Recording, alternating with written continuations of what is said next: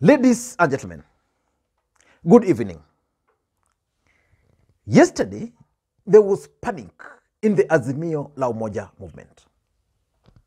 The small parties forming the coalition threatened to pull out and join William Ruto and Kenya Kwanza. And Raila Odinga had to convene an urgent meeting today with the leadership of the small parties within the Azimio la Umoja movement. In this video, I want us to look at why the party leaders are issuing new demands, especially after Kalonzo Musyoka and Martha Karua joined the movement. Before we do that, I want to play for you a clip of the party leaders addressing the press yesterday before we proceed. At the document that they have prepared as a coalition agreement, we have not been given that document to go through. We have been shown, some of our people have been shown, and we are not even allowed to look at it for a long time, and we expected to sign to it. And in the document, they are forming a leadership head of just Jubilee, ODM, and Wiper, and then they are the ones to decide who the rest of us where will fit and who among us will fit, and we are not in agreement to that. We also have problems with clauses that we believe in the nomination structure will lead towards zoning. We as political parties, we are here to win elections, and we've already recruited many people and we've told them that we will be going all the way to the ballot. So we don't want to be caught up in a nomination process. We do feel that we have not been consulted. Decisions are being made, including the recent being made that Azimio will have a secretariat for nominations led by my good friend Honorable Raphael Tuju. We are seeing it in the media. We are supposed to be coalition partners making decisions together. It seems that there's first among equals and the rest of us. And we are saying that it looks like they have appointed themselves, the ones who have certain positions, and the rest of us, either we take it or we leave it. But we are saying that we have committed ourselves to Azimio, and we'd like to be able to move forward together, but in a very respectful manner. Now, from those pictures, it is clear that there are serious problems within the Azimio la Umoja movement. And those problems must be addressed if President Uhuru Kenyatta and Raila Amolo Odinga are keen on stopping William Samoei Arap Ruto. Because if you ask me, the deputy president is well organized. The way he's handling the division within his coalition is way much better the way President Uhuru Kenyatta and Raila Odinga are addressing. You can easily tell when there's a problem in the Azimio la Umoja movement. For example, why do you think Charity Ngilu has been missing in action since Martha Karua joined the coalition? Or why do you think Alfred Mutua took a low profile immediately Stephen Kalonzo Musyoka took over or joined the movement? I can also frame it this way. Why do you think Stephen Kalonzo Musyoka insisted on certain terms before joining the Azimio la Umoja movement? And for those who follow this channel, immediately Stephen Kalonzo Musyoka joined the Azimio la Umoja, I opined here that problems were going to be experienced and that there was no way the three governors from Ukambani were going to take it lightly. And indeed, at some point, Professor Kivutha Kibwana took Stephen Kalonzo Musyoka head-on. Alfred Mutua took him head-on. The only person who's been trying to be moderate with him from Ukambani is Charity Ngilu. And for me, two issues were going to emerge as a big problem in Azimio. The first thing which was going to emerge as a problem in Azimio movement was this idea of these small political parties joining the Azimio either through Jubilee Party or through ODM Party. Let me just take you through what some parties did. Let me use the example of KANU. KANU entered into a coalition agreement with Jubilee. So it means KANU is joining Azimio as Jubilee. And there are several other political parties. Remember President Uhuru Kenyatta, and I think I did a video on this, President Uhuru Kenyatta decided that decided to bring together several political parties. And then they entered into an agreement with Jubilee.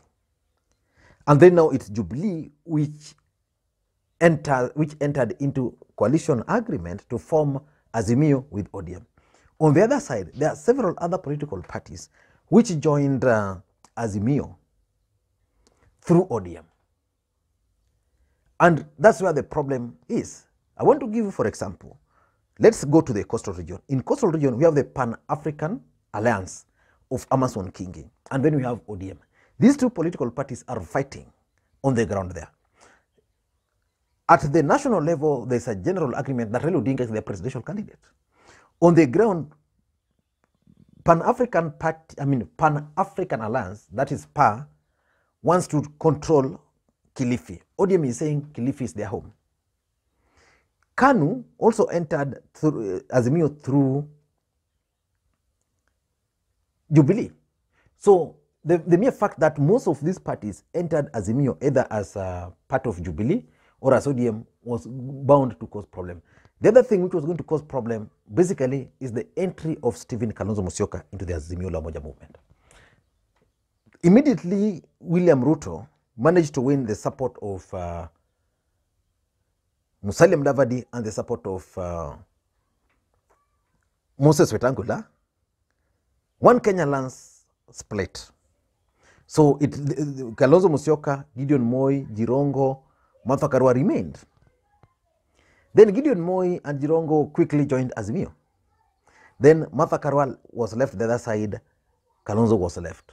The main reason why Kalonzo delayed was because of the three Ukambani leaders.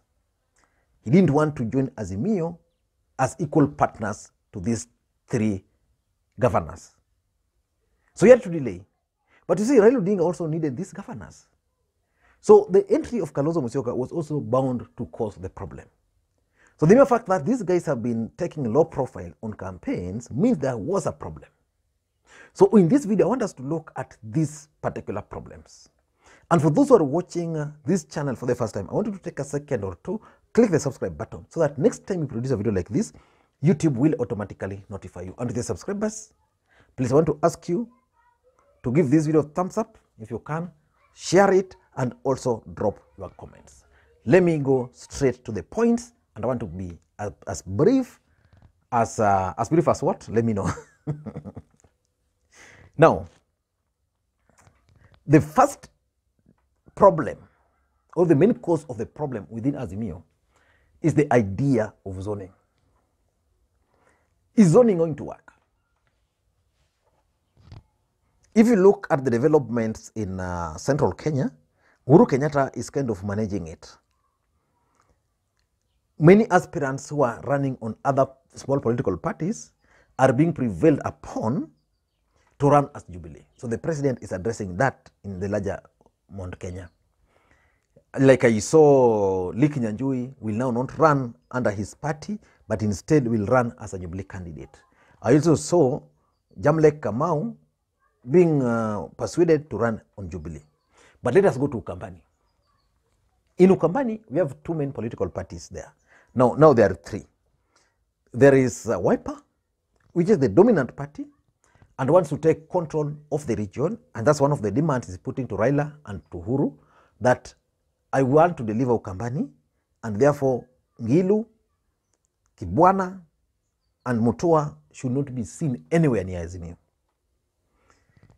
At the same time, Maendeleo Chapchap and Muungano party of Professor Kivutha Kibwana are also keen on making a statement in Ukambani. So how do you then tell these people not to campaign for Raila Odinga? Because by them campaigning for Raila and Amolo Odinga, that's where they get the platform, the national platform. In fact, Professor Kivutha Kibwana and Alfred Mutua would get a better national platform if they were supporting Raila Odinga. Now, if you now give Kalonzo Musyoka the leeway, because of course, if Kalonzo Musyoka joins, he automatically becomes the second after Raila Odinga, and that's what Uhuru Kenyatta is also advocating for, then these guys will be relegated to what level? So it means back in Ukambani, they cannot go and tell those people that Chama cha Maendeleo Chapchap, for example, is the party of choice and for the future. Because people will not be seeing them at the national level. So I think this is some of the issues these guys are trying to address, the idea of zoning. And for me, I would not encourage zoning. Zoning can only happen in places where they are sure. But a place like Ukambani, I'm also sure that Wiper can win those seats. But what will Raila Odinga do to someone like, let's say, Charity Ngilu of NAC? Because Charity Ngilu has stood with Raila Odinga. Alfred Mutua was some of the few governors who stuck their necks out for Raila Odinga when Kalonzo Musyoka was still outside there. So zoning is a major issue. I don't know how they are going to address it. The second thing these guys are demanding for, which in my view should not be a problem, is the role they are going to play in the campaigns. Raila Odinga's campaign is taking shape already.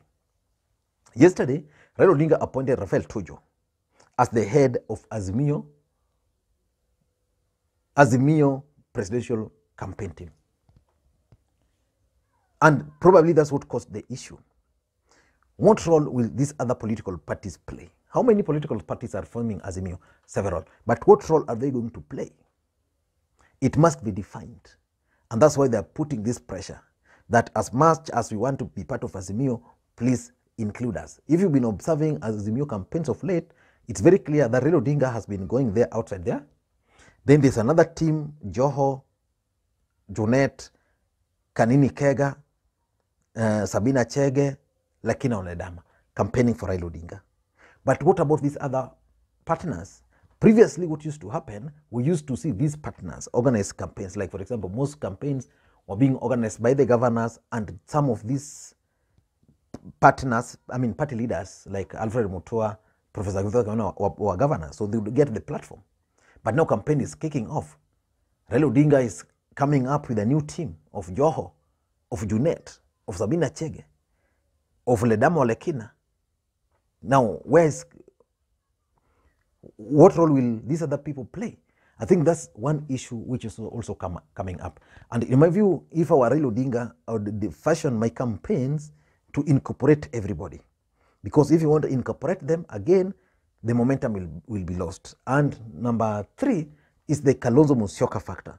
I strongly believe that during the negotiations, Kalonzo Musyoka insisted that these Ukambani governors should pave way for him, that he can't share a table with them. And these guys are also feeling that they've stood with Raila Odinga, they've stood with Azimio, they've stood with the BBI whenever Kalonzo Musyoka was still opposed to it. And therefore, they should not give Stephen Kalonzo Musyoka that leeway to determine the fate of Azimio, how Azimio is going to be run. And lastly, I think these parties are now realizing late that they ought to have entered into some kind of coalition agreement. Remember what Martha Karua did. Martha Karua insisted, and she entered into an agreement with Raila Amolo Odinga. So I'm sure wherever Martha Karua is, she's well aware that if Raila wins, this is what I'm going to get, this is what I'm going to get.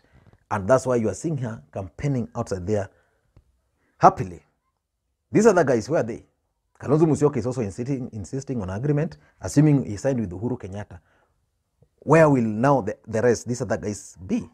Now, those are some of the issues which are making these guys to be jittery, and they want those issues to be addressed. But how can these issues be addressed as Azimio when some of them entered Azimio through Jubilee? So it means they love to go to Jubilee. So my assumption is, if President Uhuru Kenyatta seconded Raphael Tuju to represent him in Azimio, then he should be representing the interest of these people. But you know, politics is a different ballgame. People need to be seen. Alfred Mutua need to see his people as part of this campaign team. It's going to be very difficult week for Raila Amolo Odinga, because William Ruto is now focused. He will deal with the nominations. After the nominations, I think the DP will be ready to go. I don't know what you think. That's my take. Thank you guys, and may you have a good day.